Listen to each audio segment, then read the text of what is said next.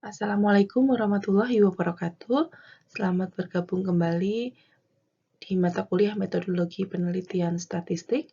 Pada kesempatan hari ini akan kita bahas mengenai metode penelitian kualitatif.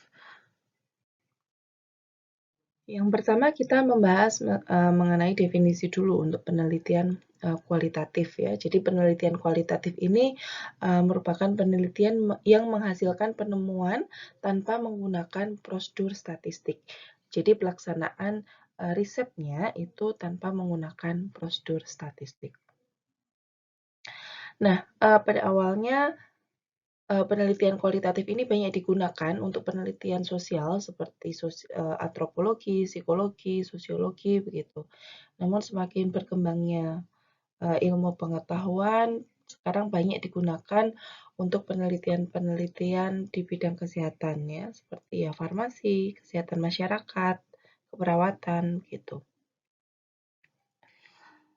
Penelitian kualitatif ini merupakan salah satu prosedur penelitian yang menghasilkan data deskriptif ya, berupa ucapan atau tulisan dan perilaku orang-orang yang diamati. Ya. Melalui penelitian kualitatif ini, peneliti dapat mengenali subjek dan merasakan apa yang mereka alami dalam kehidupan sehari-hari. Pada dasarnya, penelitian kualitatif ini merupakan suatu proses penyelidikan, ya.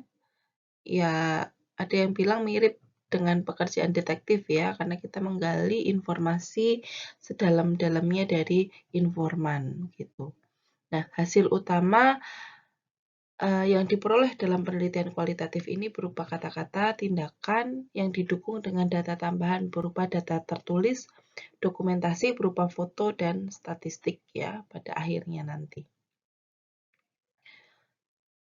Lalu tujuan dari penelitian kualitatif ini adalah untuk mendapatkan pemahaman yang mendalam terhadap suatu fenomena atau gejala sosial secara lengkap, ya, sehingga selanjutnya diharapkan akan dapat menghasilkan sebuah teori baru, gitu. Oke, berikutnya kita membahas mengenai perbedaan penelitian kualitatif dan kuantitatif, ya. Di materi sebelumnya kita sudah membahas mengenai penelitian kuantitatif ya, jenis-jenis penelitian kuantitatif. Nah, sekarang kita akan melihat bagaimana sih perbandingan antara penelitian kuali dan kuanti. Ya. Yang pertama, untuk penelitian kualitatif ini lebih fleksibel. Ya. Sementara kalau penelitian kuantitatif itu disebutkan bahwa tidak fleksibel dalam mengikuti kaidah penelitian. Pada penelitian kuantitatif, ya, setelah menentukan desain penelitiannya, maka ada aturan yang mengikat terhadap pelaksanaan penelitian secara keseluruhan. Ya, seperti penentuan populasi dan sampel itu harus dihitung menggunakan rumus besaran sampel. Serta dalam pembuatan instrumen penelitian ya, dalam kita membuat pertanyaan ya, ini kita membuat pertanyaan dengan jawaban yang tertutup ya, misalnya ya atau tidak gitu ya, atau ada skala setuju, sangat setuju, setuju, ragu-ragu begitu ya, tidak setuju begitu ya, ada skalanya yang dibuat dan ditanyakan secara seragam kepada seluruh sampel. Yang ini keuntungannya adalah untuk memudahkan dalam pengolahan serta analisis data. Sementara kalau pada metode ya, kualitatif, dia lebih fleksibel karena pertanyaan yang kita ajukan itu merupakan pertanyaan yang terbuka, ya, yang jawabannya itu informan ya itu bisa menjawab apapun ya yang ingin dia jawab ya, lebih banyak ya, lebih dalam gitu dalam menjawab pertanyaan. Dan bisa saja muncul pertanyaan selanjutnya secara spontan dan dapat berkembang tergantung dari jawaban informan ya. Kalau informannya jawab begini, kita bisa tanya ke pertanyaan yang lain gitu ya, sesuai dengan jawaban dari informan tadi. Ya, dalam hal ini jawaban kompleks ya mungkin bisa kita dapatkan. Oke, kemudian perbedaan yang kedua, untuk penelitian kualitatif ini tidak membutuhkan jumlah sampel minimal, ya. Jadi kalau penelitian kuantitatif ini ada jumlah sampel minimal yang harus dipenuhi, ya, karena kita mengikuti kaidah penelitian statistik gitu. Nah, jumlah informan dalam penelitian kualitatif ini tidak memerlukan jumlah sampel minimal, ya, tetapi berdasarkan kecukupan data yang diperoleh. Artinya, apabila data yang diperoleh itu sudah terpenuhi atau sudah jenuh, ya, jenuh di sini maksudnya adalah jawabannya itu sudah sama, ya, jawaban dari informan satu dengan informan yang lainnya itu sudah sama, ya. Meskipun ya jumlahnya cuma sedikit, ya, maka pengumpulan datanya itu sudah dianggap selesai. Namun apabila masih bervariasi ya jawaban dari informan tadi, kita harus mencari informan tambahan sampai diperoleh data yang jenuh. Kemudian perbedaan berikutnya adalah kalau penelitian kualitatif untuk menggali informasi yang lebih mendalam. Ya, karena tadi kita menggunakan pertanyaan yang sifatnya terbuka, ya, dan bisa muncul beberapa pertanyaan baru, ya, sehingga informasi yang kita dapatkan itu bisa secara lebih luas dan lebih dalam juga. Kalau penelitian kuantitatif ini untuk mengukur angka kejadian, ya, atau seperti angka insidensi, ya, itu penelitian kuantitatif. Kemudian perbedaan selanjutnya adalah kalau penelitian kualitatif ini lebih ke arah eksplorasi, ya, memungkinkan diperolehnya temuan atau discovery, insight dari tindakan. Jadi karena tadi informasi yang kita dapatkan itu lebih dalam dan kita menggunakan tadi ya pertanyaan-pertanyaan yang sifatnya terbuka, ya kita bisa eksplorasi ke yang lain-lain gitu ya, variabel yang lain gitu ya. Jadi tidak menutup kemungkinan kalau penelitian kualitatif ini di tengah jalan bisa berubah ya, dilihat dari kondisi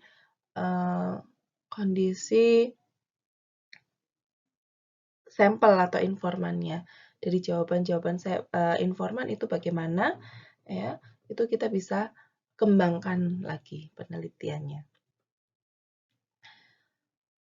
Sementara kalau penelitian kuantitatif ini lebih mengukur ke jumlah, ya, tindakan dan pembuktian. Ya, nanti datanya ini bisa berupa angka berapa persen gitu ya, dan berupa pembuktian ya benar atau salah ya suatu teori begitu. Kemudian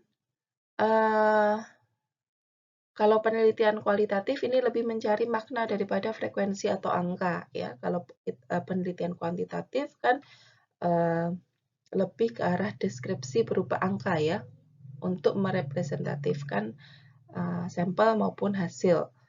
Tuh.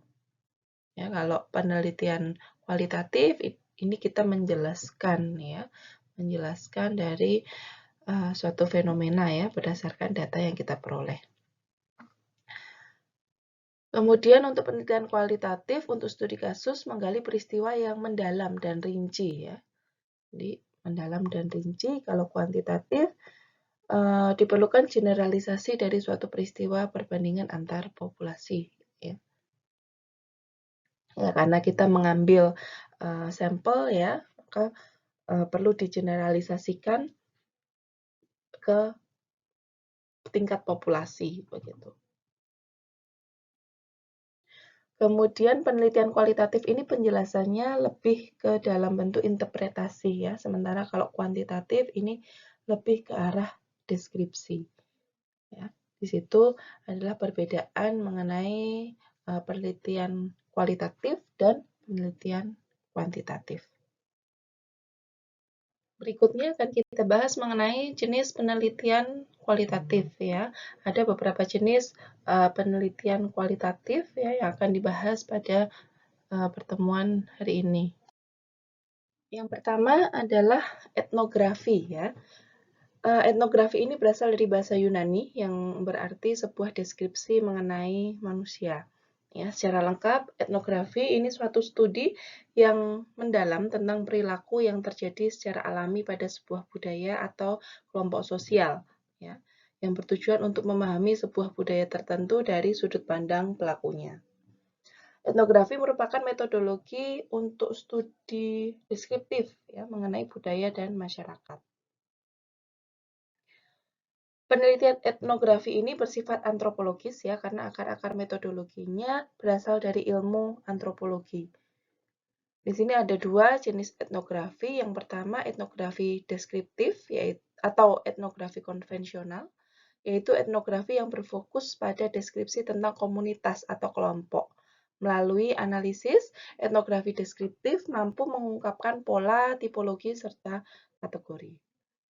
Yang kedua adalah etnografi kritis, yaitu melibatkan penelitian terhadap faktor-faktor sosial makro ya, secara lebih luas begitu. Ya, ini banyak digunakan untuk di bidang antropologi ya. Bidang kesehatan ini sangat erat sekali ya hubungannya dengan masyarakat ya, karena ada program-program kesehatan yang diselenggarakan oleh pemerintah itu dalam rangka meningkatkan derajat kesehatan seluruh masyarakat ya, kita harus ada pendekatan yang lebih baik dengan masyarakat gitu. Nah, permasalahan yang terjadi di lapangan ini kadang-kadang program kesehatan ini dianggap bertentangan dengan budaya yang berkembang di masyarakat tertentu. Sehingga masyarakat itu kadang menolak ya terhadap program tersebut. Nah, tentunya agar suatu program itu dapat diterima dengan baik ya, kita harus tahu kita harus mempelajari budaya-budaya masyarakat setempat sehingga bisa membantu memahami keadaan masyarakat. Sehingga dengan pendekatan budaya ya, kita bisa memasukkan program kesehatan untuk masyarakat gitu. Biasanya penelitian etnografi ini berupa data hasil observasi ya, yang sangat mendalam gitu ya, dan diperlukan waktu yang cukup lama di lapangan gitu. Ya, jadi perbedaannya dengan penelitian kualitatif dengan penelitian kuantitatif yang lain, biasanya data yang diperoleh ini dianalisis setelah selesai pengumpulan data di lapangan. Namun untuk penelitian etnografi ini, ya, datanya dianalisis pada saat di lapangan sesuai konteks dan situasi yang terjadi pada saat data dikumpulkan. Gitu. Ya, jadi bisa, pada saat itu kita dapat data, kita analisis datanya. Gitu. Jenis penelitian kualitatif yang kedua adalah studi kasus ya.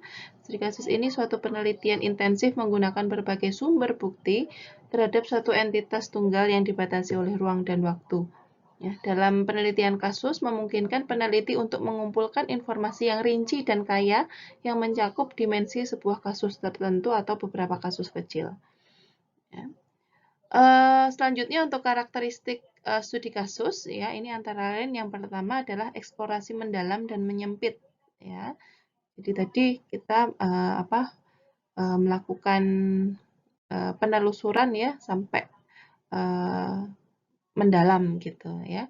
Yang kedua adalah fokus pada peristiwa nyata dalam konteks kehidupan yang sesungguhnya. Ya. Yang ketiga dibatasi oleh ruang dan waktu ya, ada waktu dan lokasi yang terbatas gitu. Yang keempat hanya bisa hanya merupakan kilasan atau penelitian longitudinal tentang peristiwa yang sudah maupun yang sedang terjadi dari berbagai sumber informasi serta sudut pandang. Lalu yang kelima adalah disajikan secara mendetail dan deskriptif. Lalu pandangan menyeluruh, meneliti hubungan dan keterpautan, serta fokus pada realitas yang diterima pada apa adanya maupun realitas yang penting dan tidak biasa. Kemudian bermanfaat juga untuk membangun sekaligus menguji sebuah teori. Berikutnya tipe atau jenis penelitian kualitatif berikutnya adalah grounded theory. Ya. Penelitian grounded dilaksanakan oleh peneliti langsung ke lapangan tanpa diawali dengan rancangan tertentu. Semua dilaksanakan di lapangan, mulai dari merumuskan masalah berdasarkan temuan di lapangan, dan data yang diperoleh di lapangan merupakan sumber teori. Ya. Bungin menyebutkan bahwa teori berdasarkan data, sehingga teori ini juga lahir dan berkembang di lapangan. Kemudian Pettigrew dalam Marta ya menyebutkan bahwa pendekatan grounded theory memungkinkan peneliti melakukan penelitian possessual, yaitu penelitian yang fokus pada rangkaian peristiwa, tindakan, dan aktivitas individu maupun kolektif yang berkembang dari waktu ke waktu dalam konteks tertentu. Nah, di sini terdapat 3 aspek yang membedakan pendekatan grounded theory dibandingkan dengan pendekatan kualitatif yang lain, yaitu yang pertama, penelitian grounded theory lebih sistematik dan terukur dalam proses pengumpulan dan analisis datanya dibanding dengan penelitian kualitatif yang lain. Yang kedua, peneliti membawa sedikit asumsi saat proses penelitian dan menjauhkan diri dari teori yang sudah ada. Tujuannya adalah fokus pada penemuan dan pemahaman baru yang tidak dimunculkan melalui penelitian yang sedang dilakukan. Yang ketiga, penelitian tidak hanya untuk menguraikan atau menjelaskan, tapi juga untuk mengkonseptualisasikan dan berupaya keras untuk menghasilkan dan atau mengembangkan teori yang sudah ada. Berikutnya, desain kualitatif yang berikutnya adalah fenomenologi ya, fenomenologi. Penelitian kualitatif dengan pendekatan fenomenologi ini merupakan pendekatan yang menekankan secara holistik, yaitu meneliti suatu objek penelitian dalam satu konstruksi ganda dan dalam konteks natural, bukan parsial. Ya. Kemudian Van Manen dalam Marta menyebutkan bahwa fenomenologi adalah studi tentang fenomena dan situasi. Makna dari temuan adalah tujuan akhir dari penelitian tersebut.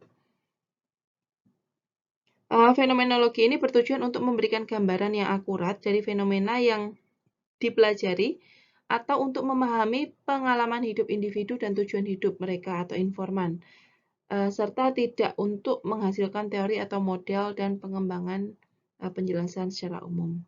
Beberapa pendekatan kualitatif diklasifikasikan menjadi fenomenologi jika penelitian fokus pada pengalaman. Sebagai contoh, apa rasanya menjadi pasien kanker serviks yang mengalami kemoterapi, gitu ya. Maka untuk mendapatkan jawaban dilakukan wawancara mendalam terhadap pasien kanker serviks dengan menggunakan pedoman wawancara. Gitu.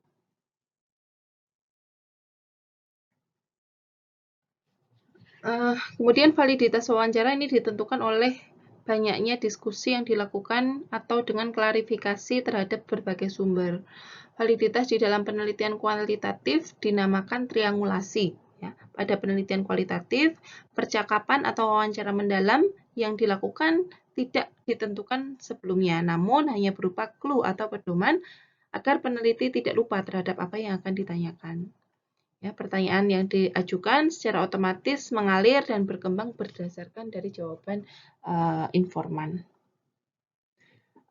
O'Mary dalam Marta menyatakan bahwa syarat dari fenomenologi adalah tidak ada praduga, harapan, atau kerangka yang diberikan kepada peneliti dalam proses pengumpulan dan menganalisis data. Ya, jadi kita tidak boleh menduga-duga suatu fenomena yang terjadi di situ.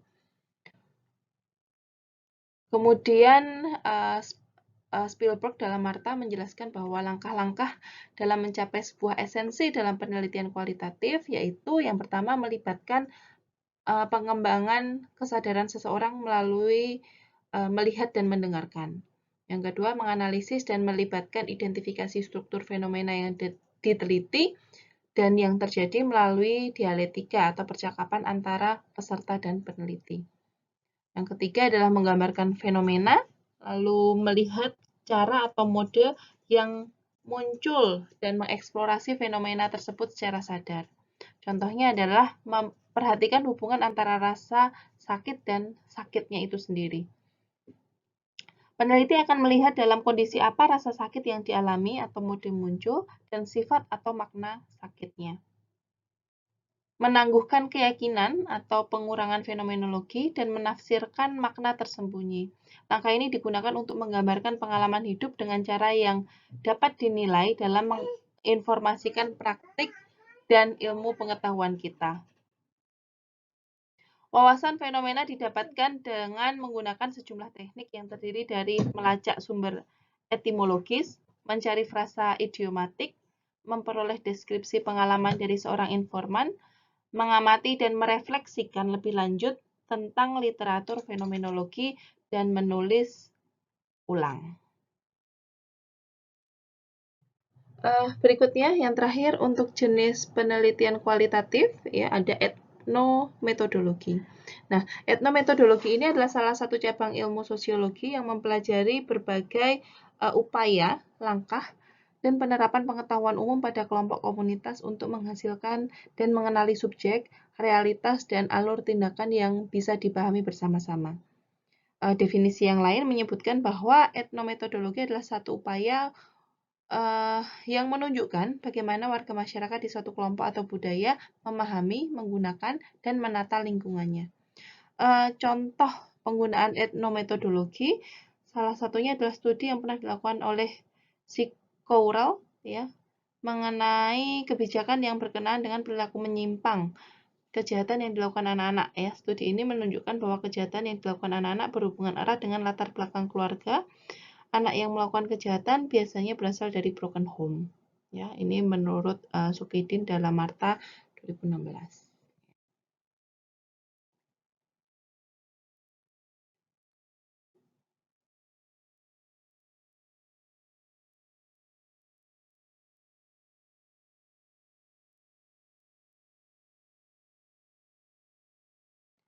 Nah, itu tadi adalah contoh-contoh penelitian atau jenis penelitian kualitatif ya yang bisa kita aplikasikan dalam penelitian kesehatan.